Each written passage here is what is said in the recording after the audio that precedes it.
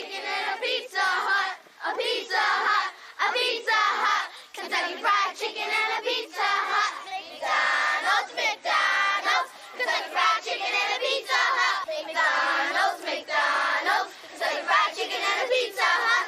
I like food, Kentucky Fried Chicken and a Pizza Hut. You like food, Kentucky Fried Chicken and a Pizza Hut. A Pizza Hut, a Pizza Hut.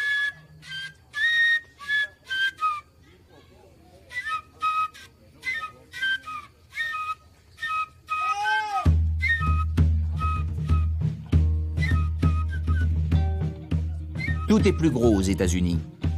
On a les plus grosses voitures, les plus grosses maisons, les plus grosses sociétés, la plus grosse bouffe et enfin les gens les plus gros. L'Amérique est la nation la plus grosse du monde. Félicitations, 100 millions d'Américains sont en surpoids ou obèses, ce qui représente plus de 60% des adultes. Depuis 1980, le nombre d'obèses a doublé. Il y a 2 fois plus d'enfants et 3 fois plus d'adolescents trop gros. La palme revient au Mississippi où 1 adulte sur 4 est obèse. J'ai grandi en Virginie occidentale, le 3e plus gros État. Ma mère nous a toujours préparé à manger. Je me souviens qu'elle vivait dans sa cuisine. Nous ne mangions dehors qu'en de très rares occasions.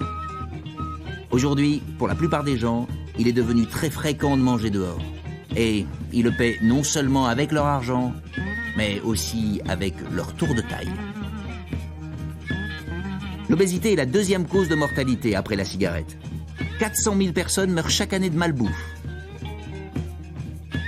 En 2002, des Américains en ont eu assez d'être trop gros et ont fait ce qu'on aime tant faire ici, un procès. Ils ont accusé les fast-foods de les avoir rendus obèses. Un procès s'est tenu à New York, engagé par 2 adolescentes. L'une d'elles avait 14 ans, mesurait 1m47 et pesait 77 kg. L'autre, 19 ans, mesurait 1m67 pour 122 kg. L'impensable devenait réalité. On poursuivait le grand M pour avoir servi de la bouffe connue pour sa nocivité. Chaque jour, un Américain sur 4 mange au fast-food. Cet appétit pour la malbouffe n'existe pas qu'aux États-Unis. Il s'est propagé sur le plan mondial. McDonald's a plus de 30 000 enseignes réparties sur les 6 continents. Il nourrit plus de 46 millions de personnes chaque jour. C'est plus que la population de l'Espagne. Aux USA, McDonald's détient 43% du marché des fast-foods. Il y en a partout.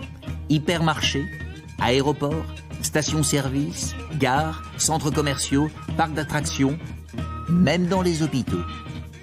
Eh oui, vous avez bien entendu, vous serez sur place en cas d'infarctus. Les avocats de McDo ont protesté, la nocivité de ces repas étant universellement connue. Comment prouver que leurs problèmes ne sont dus qu'à leur Mac-régime ? Le juge a déclaré que si les avocats des 2 adolescentes prouvaient que McDo forçait ses clients à 3 visites quotidiennes et que ce régime s'avérait très dangereux, ils pourraient remporter le procès. Ces chaînes de fast-food sont-elles les seules coupables ? Où s'arrête la responsabilité personnelle et où commence celle des chaînes ? Est-ce que se nourrir au fast-food, c'est vraiment mauvais ? Je veux dire, que va-t-il se passer si je mange au McDo pendant un mois ? Je deviendrai un Américain obèse ?